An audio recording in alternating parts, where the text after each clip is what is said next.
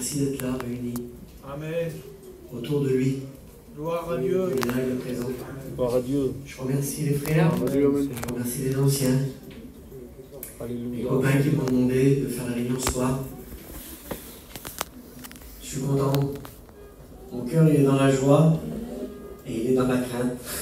Amen. Amen, Seigneur. Mais le Seigneur il est là. Amen. Amen. Alléluia. Vous savez,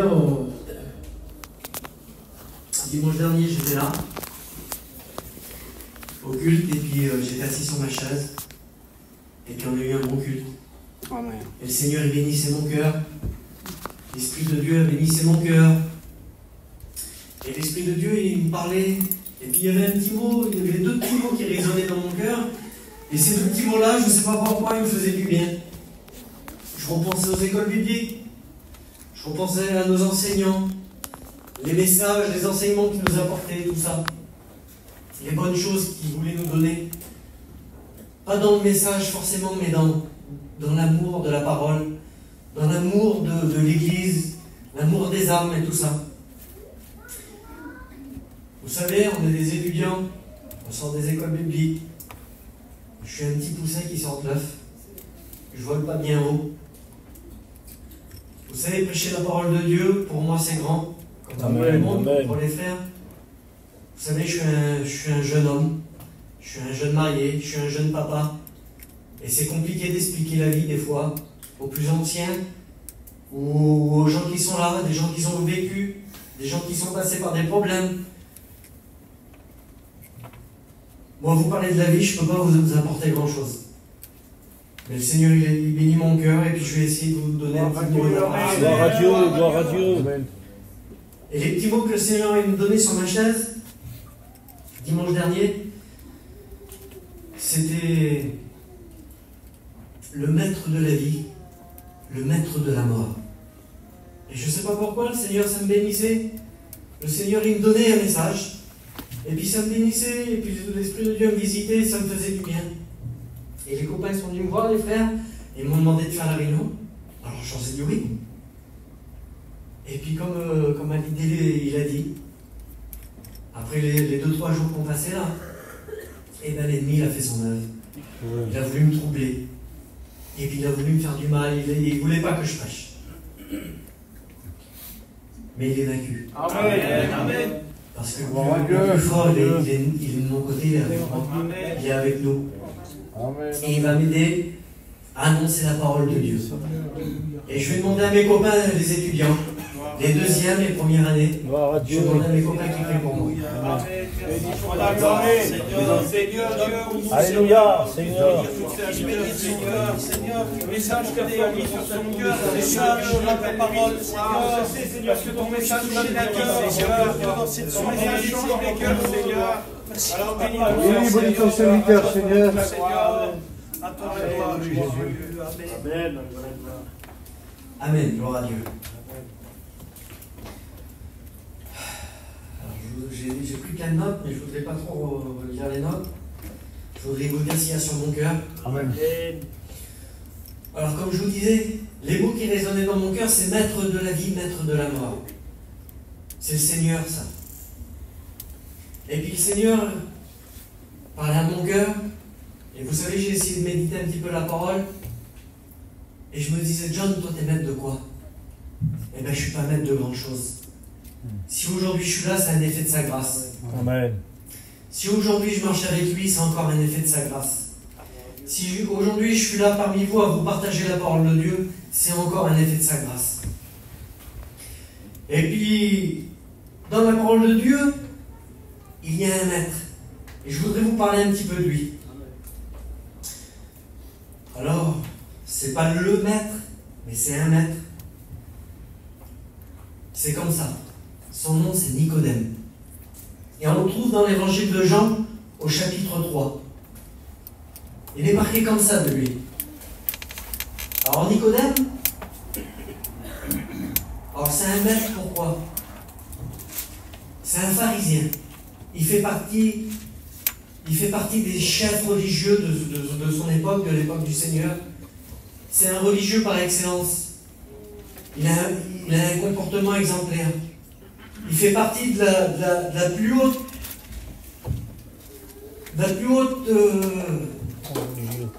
école biblique, on va dire, de l'époque. Il fait partie du Sanhédrin. C'est un maître. C'est un chef des Juifs. C'est un chef. Il est capable de diriger, de commander. Il est capable de dire et puis on écoute. On fait ce qu'il dit. C'est Nicodème. C'est un chef des Juifs, c'est pas n'importe qui. C'est lui, c'est Nicodème. C'est un docteur d'Israël. Amen. Il connaît la Torah, il connaît la parole de Dieu. Il connaît la loi, les prophètes. Il connaît tous les commandements. Il connaît tous les jours à respecter, les traditions, les rituels. Il connaît tout ça, Nicodème.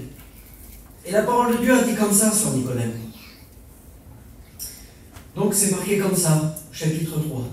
Mais il y eut un homme d'entre les pharisiens nommé Nicodème, un chef des Juifs, qui vint, lui, auprès de Jésus, de nuit, et lui dit, Rabbi, nous savons que tu es un docteur venu de Dieu, car personne ne peut faire ces choses, ces miracles que tu fais, si Dieu n'est avec lui.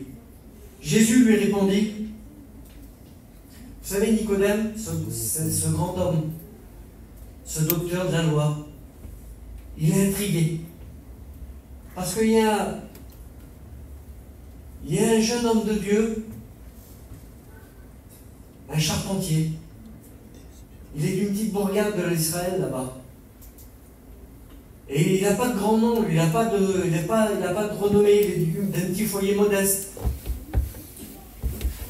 Mais il est intrigué parce que cet homme-là, sa réputation a grandi. Et il fait des miracles. Il guérit les malades. Il apporte une bonne nouvelle. Et puis il fait plein de bonnes choses. Et Nicodème, lui, veut savoir.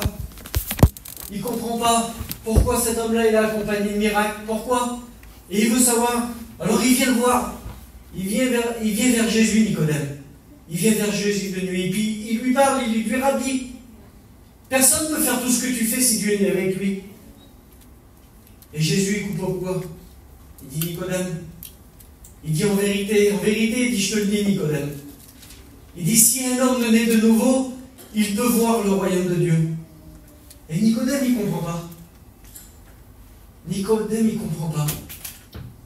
Nicodème, lui, il connaît la Torah, il connaît la loi, il connaît les traditions, il sait ce qu'il faut faire, il sait ce qu'il ne faut pas faire. Et là, Alléluia. La nouvelle naissance,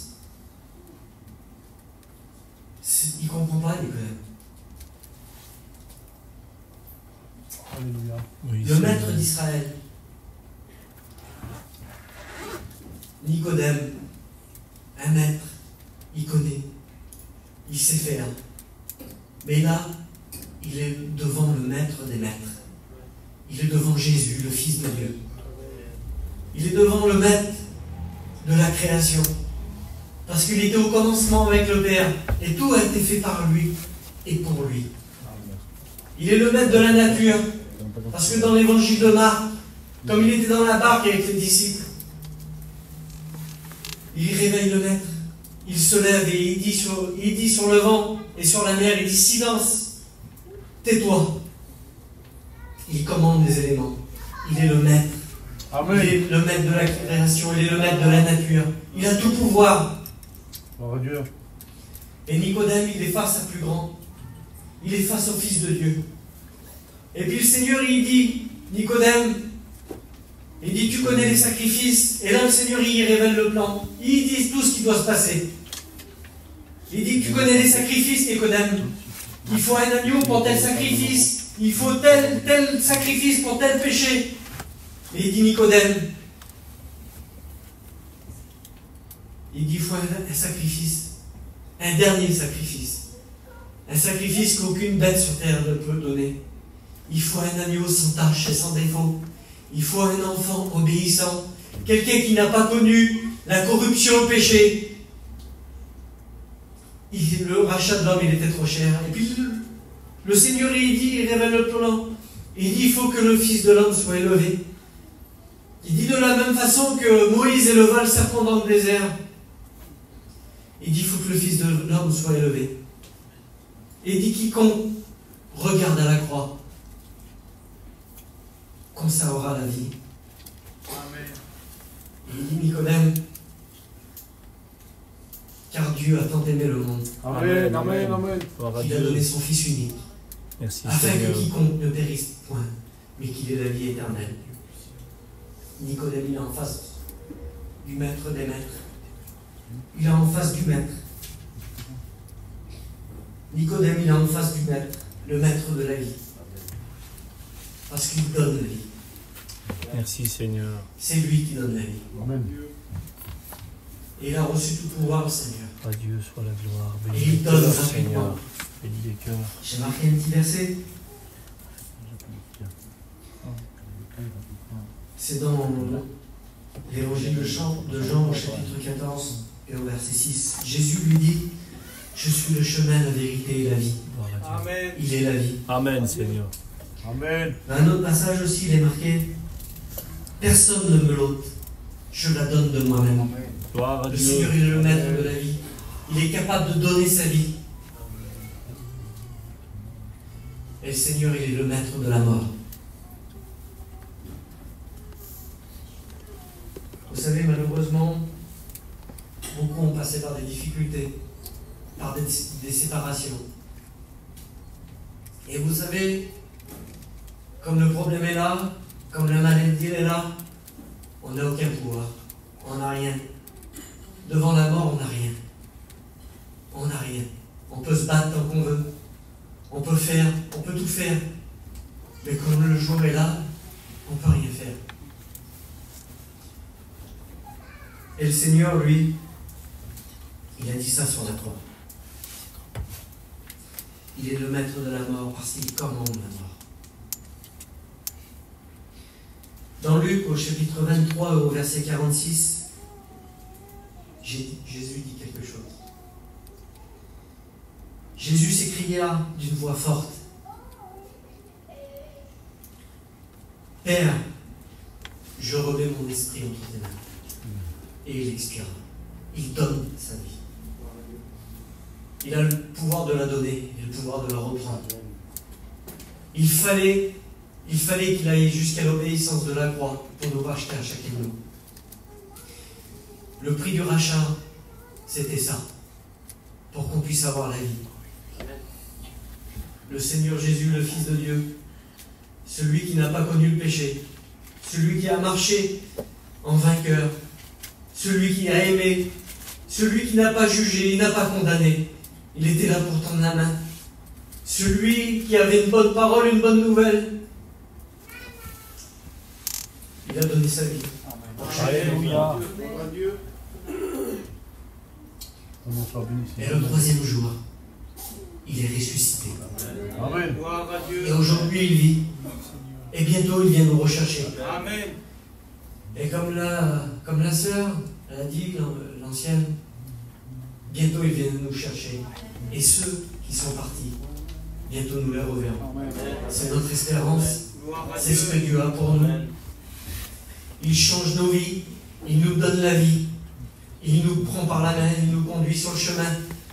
Tout est à lui. Tout est pour lui. Rien n'est pour nous. Il est le seul qui est digne de recevoir la louange, l'adoration. C'est lui qui a vaincu. Il est le Christ sauveur. Il est le Christ rédempteur. Amen. Il nous a racheté à chacun à un grand prix. Et il a vaincu la mort. Pour nous emmener avec lui jusque dans la vie éternelle. Et bientôt il revient. Alléluia Seigneur. Que Dieu vous bénisse. Amen, amen. Sur ces quelques